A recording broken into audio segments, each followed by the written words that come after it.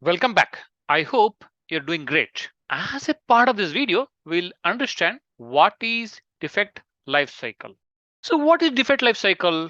Defect life cycle is a process in which bug or a defect goes through different stages in its entire life. Means when you find a defect, you have to fix it and you have to retest it. So instead of not having a set process and blindly follow some process, there is a proper defect life cycle where defect goes through different stages in its entire life. Defect has different states throughout its life, right from the state it is detected to the stage where it is closed. So it has different states, it has different stages. We also call defect life cycle as a bug life cycle because defect is called as a bug. So it is also called as a bug life cycle. So if somebody asks you what is bug life cycle, don't get confused. It is a defect life cycle. So how exactly it happens? When you find a defect, it is in a new state. Then it will be moved to ascend state. Then it will be moved to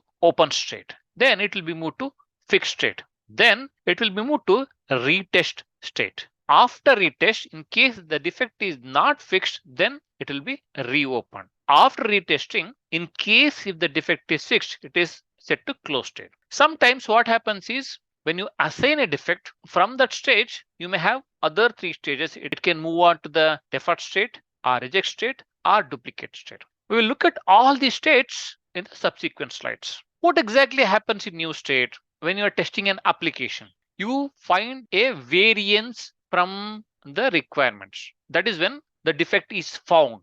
When the defect is found, you log a defect in any of the tool like Jira or Bugzilla or HPALM. That is when the defect is set to the new state. You have just logged the defect. You have just punched in all the details of a variant from the requirements in a tool after the defect is detected. When you log the defect in a defect tracking tool, then the validations and testings will be performed in the later stages of the defect lifecycle. After new, the next state is assign. What exactly happens as a part of the assign state? You may have multiple people as a part of the team, right? It is not necessary that everybody should start looking at it. What happens is the developer, a manager, or a lead will assign the defect to a particular developer or developer department. That is when it moves to the assign state.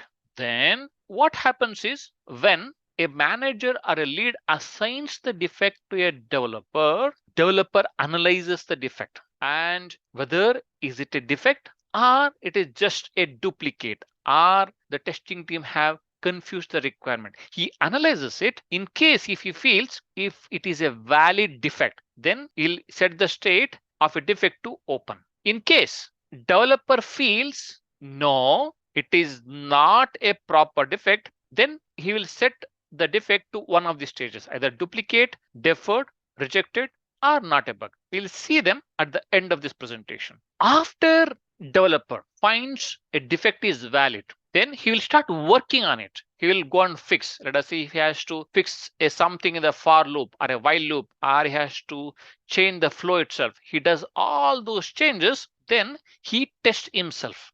Once he feels the defect is fixed and the code or the program is working as expected, that is when the developer moves the defect status to fixed. Once the defect is moved to the fixed state, then the respective tester will be given an alert. Okay, whatever the defect you have logged, it is already fixed. That is when tester has to reconfirm whether the defect logged by him or her is it really fixed or not.